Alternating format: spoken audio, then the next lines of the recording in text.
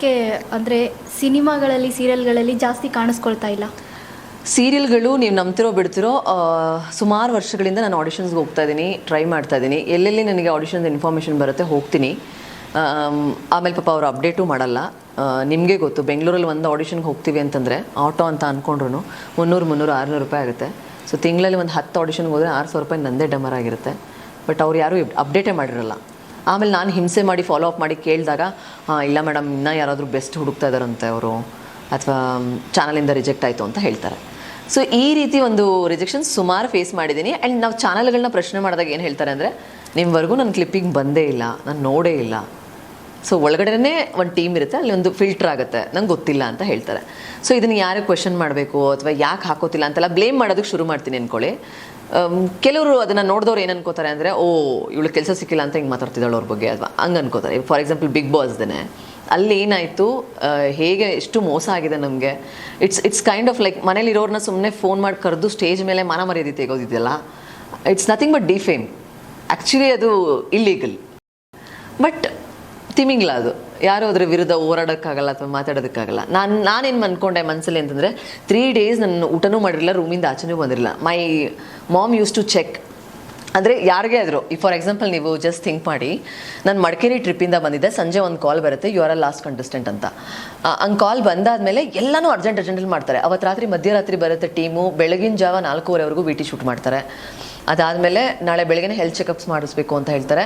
ಈ ಕಾಲ್ ಬಂದಿದ್ದ ಸ್ಟ್ರೆಸ್ಗೆ ನನಗೇನಾಗೋಯ್ತು, 102 ಡಿಗ್ರಿ ಜ್ವರ ಬಂದುಬಿಡುತ್ತೆ. ಸೊ ನಾನು ಡ್ರಿಪ್ಸ್ ಹಾಕ್ಸ್ಕೊತೀನಿ ಬೇಗ ಹೋಗ್ಬಿಡಲಿ, ಬಿಕಾಸ್ ಜ್ವರ ಇದ್ದರೆ ನಾನು ಹೋಗೋಕ್ಕಾಗಲ್ಲ ಅಂತ. ಆ್ಯಂಡ್ 4 ವಾರದ ಲಗೇಜ್ ಪ್ಯಾಕ್ ಮಾಡ್ತೀವಿ. ಈ ಬಟ್ಟೆಗೆ ಈ ಇಯರಿಂಗ್ಸೇ ಹಾಕೋಬೇಕು ಅಂತ. ನೀವು ನೋಡಿದರೆ ನನ್ನ dressing, I am very particular about dressing.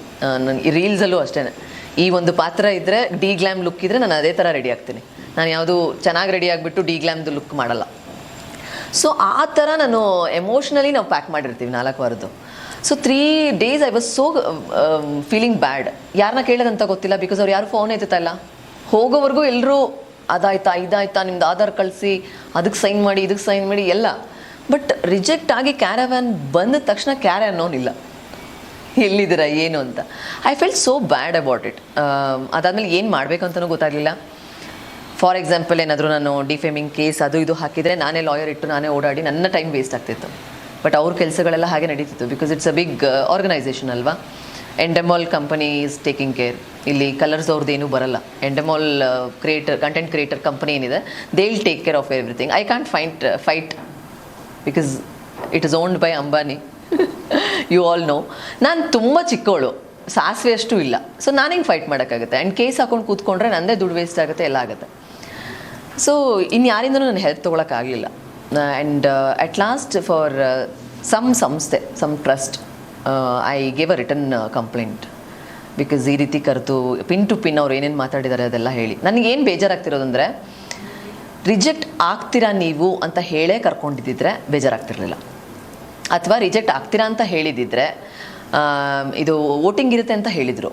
But I was not knowing only the 15 junior artist will be sitting over there ಅಂತ. ನನ್ನ ಮನಸ್ಸಲ್ಲಿ ಏನಂದರೆ ಒಂದು 200-300 ಜನನಾದರೂ ಕೂತಿರ್ತಾರೆ. ನಾನು ಯಾರು ಗೊತ್ತಿರಲ್ಲ ಗುರು, ಯಾವಾಗಲೂ ಸೋಷಿಯಲ್ ಮೀಡಿಯಾದಲ್ಲಿ ಬಡ್ಕೋತಾ ಇರ್ತೀನಿ ಅದು ಇದು ಅಂತ. So I will get oats ಅನ್ನೋದು ನನಗೆ ಕಾನ್ಫಿಡೆನ್ಸ್ ಇತ್ತು. ಬಟ್ ಅಲ್ಲಿ ಹೋಗಿ ನೋಡಿದ ಮೇಲೆ ಇನ್ನೊಂದೇನಂತಂದರೆ, ನಮ್ಮಮ್ಮ ಆಗಲಿ, ನನ್ನ ಜೊತೆ ಬಂದಿರೋ ಫ್ರೆಂಡ್ಸ್ ಆಗಲಿ, ನಾನಾಗಲಿ ಫೋನ್ ಎತ್ಕೊಂಡು ಹೋಗೋಂಗಿಲ್ಲ ಸಾಕ್ಷಿಗಳನ್ನ ತೋರಿಸೋಣ ಅಂತಂದರೆ. So there are only 15 members. But ನನಗೆ ಕ್ವೆಶನ್ ಮಾರ್ಕ್ ಆಗಿದ್ದು ಅಂದರೆ, ಯಾರೂ ಕೇಳಲಿಲ್ಲ ಅದ್ರ ಬಗ್ಗೆ ಅಂತ. ಅದು ನಂಗೆ ಸಖತ್ ಬೇಜಾರಾಯಿತು. 4 ವಾರದ ಲಗೇಜ್ನ ನಾನು 1 month ಆದಮೇಲೆ ಅನ್ಪ್ಯಾಕ್ ಮಾಡಿದ್ದೀನಿ. ಬಿಕಾಸ್ ಐ ಟುಕ್ ಟೈಮ್ ಅದರಿಂದ ಆಚೆ ಬರೋದಕ್ಕೆ. ವೈ ಮೀ ಅಂತ, ಬಿಕಾಸ್ ಆಲ್ರೆಡಿ ಎಷ್ಟೊಂದು ಫೇಸ್ ಮಾಡ್ತಾನೆ ಬಂದಿದ್ದೀನಿ. ರಿಜೆಕ್ಷನ್ಸ್ ತುಂಬ ಆಗಿದೆ, ಬಟ್ ಜನಕ್ಕೆ ಕಾಣಂಗೆ ಯಾವುದು ರಿಜೆಕ್ಷನ್ ಆಗಿರಲಿಲ್ಲ. ಆ್ಯಂಡ್ ಈ ಸೀಸನ್ಗೆ ಅವಶ್ಯಕತೆಯೂ ಇರಲಿಲ್ಲ. ಅದು it didn't add up anything to the season. ಅಂದರೆ ಅದು ಮಾಡಿರೋದ್ರಿಂದ ಏನೋ ಹೋಯ್ತು ಚೆನ್ನಾಗಿ ಏನಂಗೇನು ಇರಲಿಲ್ಲ. That was not needed. And why that creator team ಏನಿದೆ ಅದನ್ನು ಯಾಕೆ ಹಂಗೆ ಮಾಡಿದ್ರು ಗೊತ್ತಿಲ್ಲ. ಆ್ಯಂಡ್ ಪಾಪ ನನ್ನ ಅವಿನಾಶ್ನ ಮಾತ್ರ ಯಾಕೆ ಹಂಗೆ ಸೆಲೆಕ್ಟ್ ಮಾಡಿದ್ರು ಅಂತಲೂ ಗೊತ್ತಿಲ್ಲ. ನೀವು ಅಬ್ಸರ್ವ್ ಮಾಡಿದ್ರೆ ಗೊತ್ತಾಗುತ್ತೆ, ಎಷ್ಟೊಂದು ಜನದ ಡ್ಯಾನ್ಸು ಮುಂಚೆನೇ ಶೂಟ್ ಆಗಿದೆ. ಆ್ಯಂಡ್ ಈ 80% ಬಂದಿರೋರ್ದೆಲ್ಲ ಡ್ಯಾನ್ಸ್ 1 ವಾರದ ಮುಂಚೆ ಶೂಟ್ ಆಗಿದೆ. ಆ್ಯಂಡ್ 40% ಹೋಲ್ಡ್ ಇದ್ದವ್ರದ್ದೆಲ್ಲ ಇನ್ನಿಬ್ಬರು ರಿಜೆಕ್ಟಿಗೆ ಬೇಕಿತ್ತು. Because that is a complete process. Why they did, because in last OTT season they casted some contestant. ಅವಾಗ ಜನ ಎಲ್ಲ ಕೋಪ ಮಾಡ್ಕೊಂಡಿದ್ರು, ನಿಮಗೆ ಗೊತ್ತು. So to create a script like ಎಷ್ಟೇ ಅರ್ಹತೆ ಇದ್ರೂ ಜನಗಳು ಸೆಲೆಕ್ಟ್ ಮಾಡಿದವ್ರನ್ನ ಮಾತ್ರ ನಾವು ಒಳಗಡೆ ಕಳಿಸ್ತೀವಿ ಅನ್ನೋದನ್ನ ಪ್ರೂವ್ ಮಾಡೋದಕ್ಕೆ ಒಂದು ಸ್ಕ್ರಿಪ್ಟ್ ಮಾಡಿದ್ರು. ಆ ಸ್ಕ್ರಿಪ್ಟಿಗೆ 80% 40% ರಿಜೆಕ್ಟ್. ಆ ರಿಜೆಕ್ಟ್ಗೆ they needed artist. What I am thinking ಇದಂದರೆ ಚಿತ್ರನೇ ಬೇಕಾಗಿರಲಿಲ್ಲ ಅದಕ್ಕೆ.